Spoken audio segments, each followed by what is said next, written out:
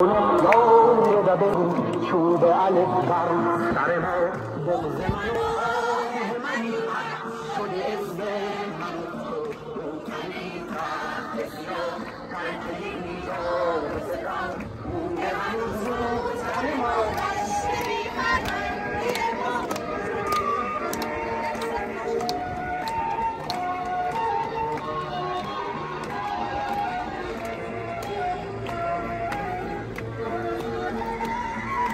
بشی افغانستان بشی کردستان.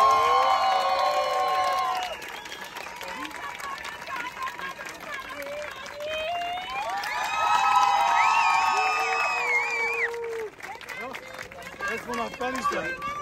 Leben, Freiheit! Frauen, Leben, Freiheit! Frauen, Leben, Freiheit! Akbar Khamenei! Akbar Khamenei! Akbar Khamenei! Akbar Khamenei! Akbar Khamenei! Akbar Khamenei! Serhayne, Serhayne, Mahsa Amini! Serhayne, Serhayne, Mahsa Amini! Serhayne, Serhayne, Mahsa Amini! Serhayne, Serhayne, Mahsa Amini! Serhayne, Serhayne, Mahsa Amini! Serhayne, Serhayne, Mahsa Amini! Akbar Diktator! Akbar Diktator! Akbar Diktator! Akbar Diktator! Akbar Diktator! Akbar Diktator! Zion! Azadi!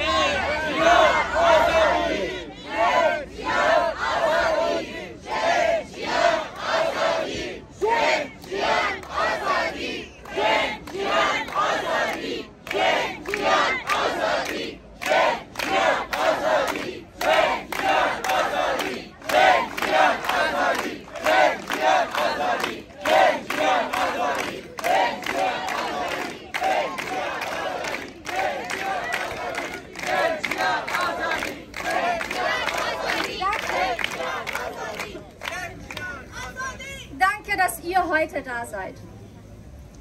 Ich fange mit meinem Wort beziehungsweise mit einer Frage. Wenn Jina Amini, also Mahsa Amini, ein Mann wäre, ein Mann, der sein Bart nicht nach islamischen Regeln getragen hätte, oder ein Mann, der mit einer kurzen Hose auf der Straße gelaufen wäre, hätte er ermordet oder wäre er ermordet wegen des? Meine Antwort ist nein. Er werde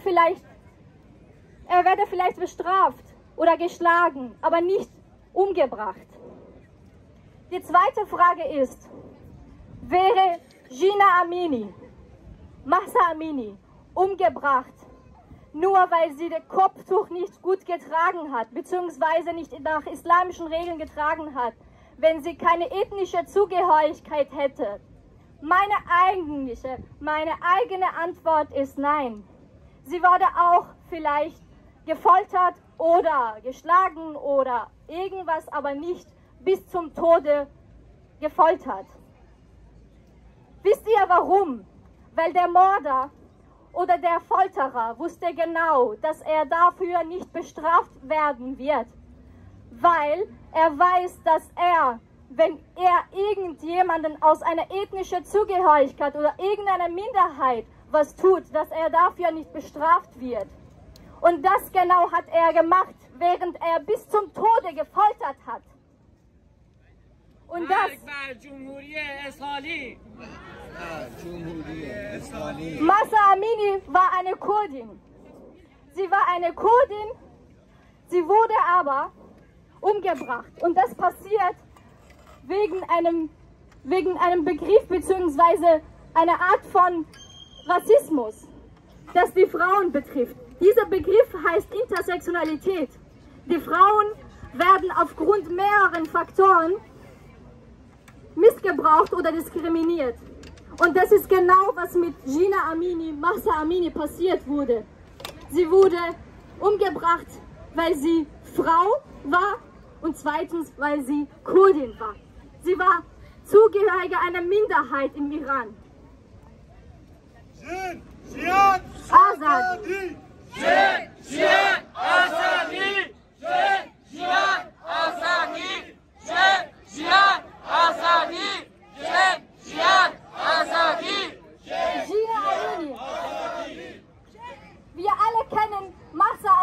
dieser Name mit Mahsa und nicht Gina?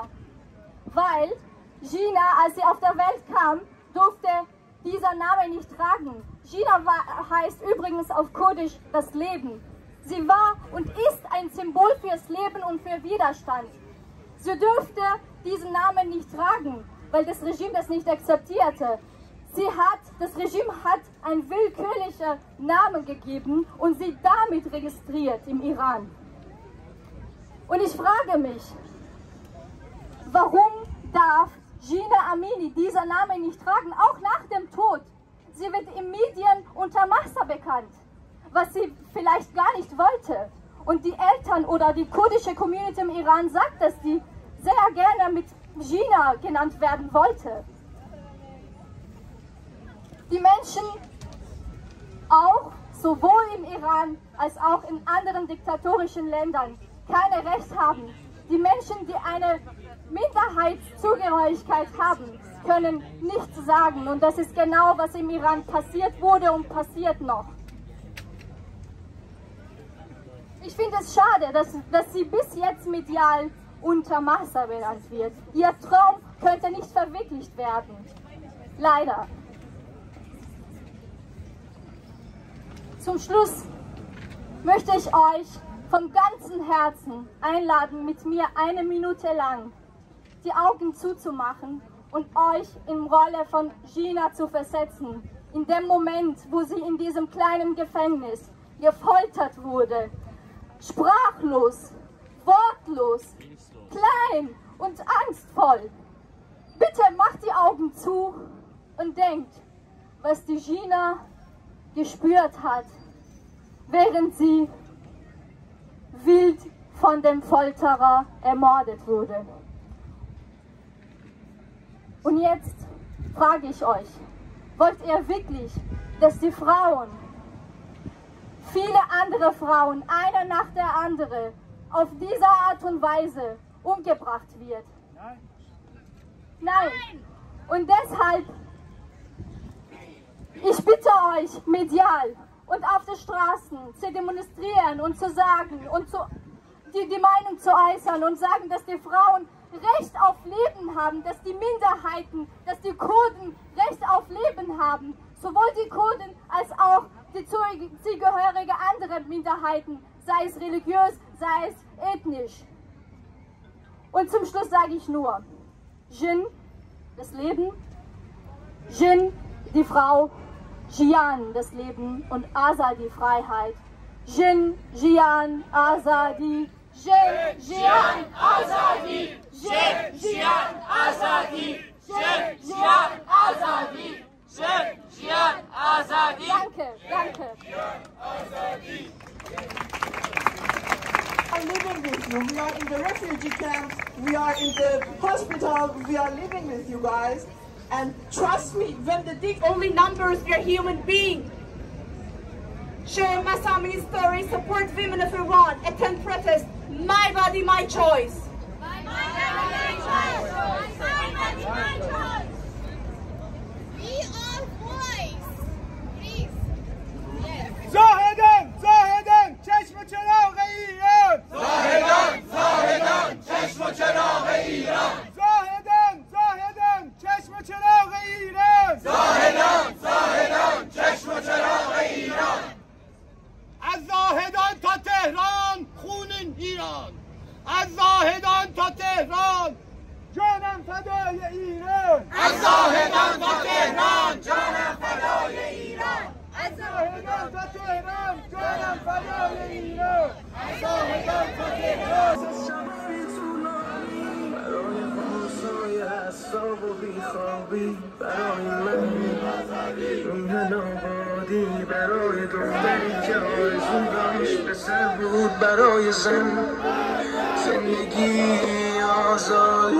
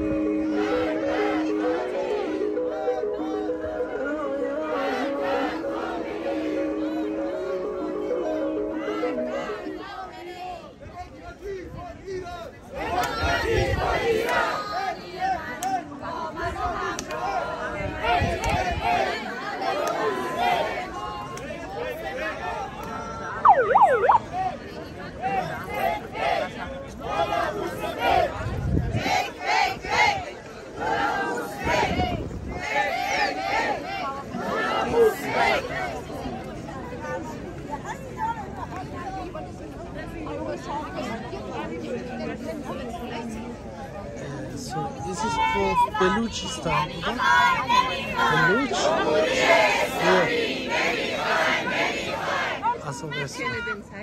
also ich glaube von Beluchistan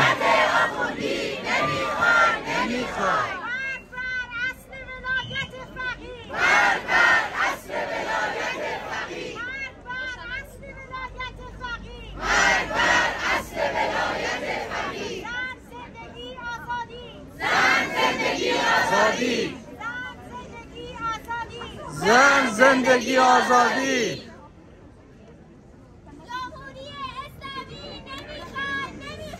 جمهوری اسلامی نمیخوای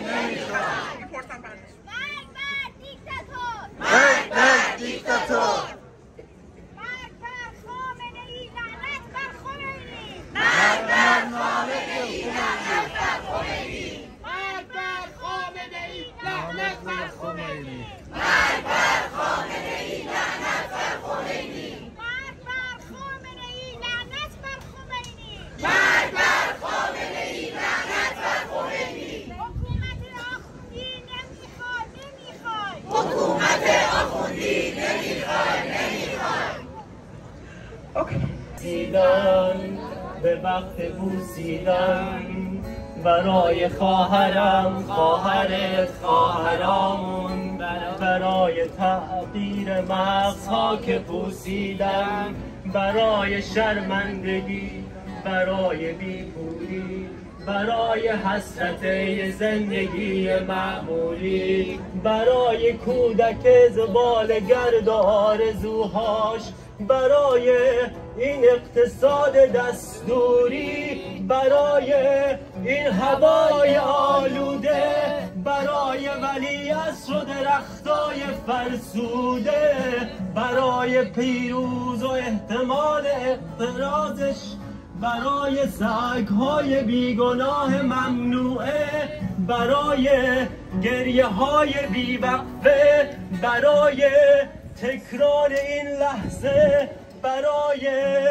چهره‌ای که میخنده برای دانش آموزا برای آینده برای این بهشت اجباری برای نخبه های زندانی برای کودکان افغانی برای این همه برای تغییر غیر تکراری برای این همه شعارهای تو خالی برای آوار خانه های پوشالی برای احساس آرامش برای خورشید پس از شبای طولانی برای قرص‌های اعصاب و بیخوابی برای مرد میهن آبادی برای دختری که آرزو داشت پسر بود برای زن زندگی آزادی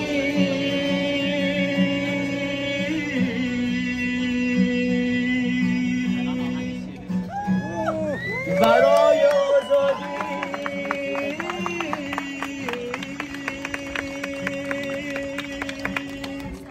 برای آزادی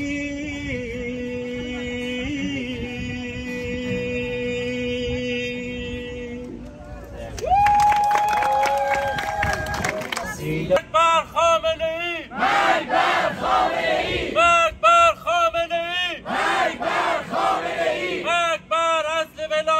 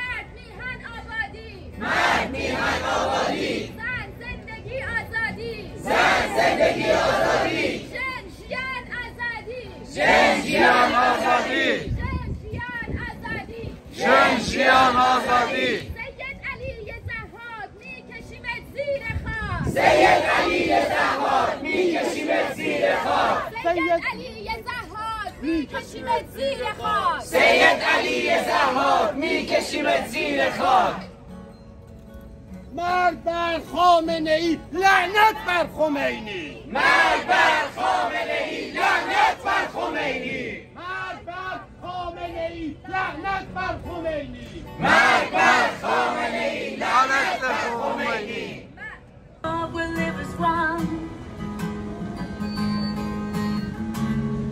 and the world will live as one. Eine Schweigeminute für alle, die schon gestorben sind und gerade in diesem Moment von uns gehen. Rauslassen, sondern wir wollen auch an die denken, die schon ihr Leben gelassen haben, die gestorben sind mit Mahsa Amini. Wir wollen an diese Menschen denken und deswegen wird Stefanie für uns singen und nach dem Lied machen wir eine Schweigeminute und wir nutzen diese Zeit, um an diese Menschen zu denken, die ihr Leben gelassen haben und die heute, gerade zu dieser Zeit, ihr Leben lassen, auf den Straßen vom Iran, von wie es ist, im Iran zu leben. Und deswegen haben wir heute Frauen, die mutig auf Deutsch sprechen, denn wir wollen auf Deutsch sprechen, denn wir wollen die Österreicher motivieren.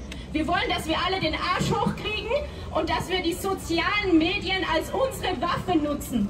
Die sozialen Medien sind unsere Waffe, also macht heute Stories, macht Fotos, teilt das, postet das, informiert euch und seid eine Stimme bei euren Freunden, bei euren Familien. Das ist das Wichtigste.